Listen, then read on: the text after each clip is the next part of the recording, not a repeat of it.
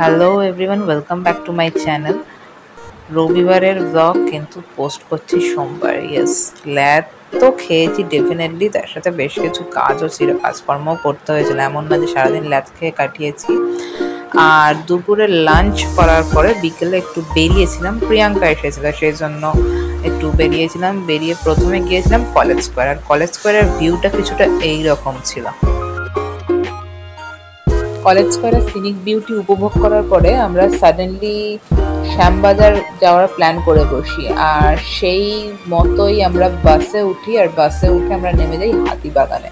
হাতিবাগানের ফুটপাতের দুই ধারে দেখতে দেখতে একটু আমরা শপিং মলেও দর্শন করি, কিন্তু আলটিমেটলি কিছুই কেনা হয় না।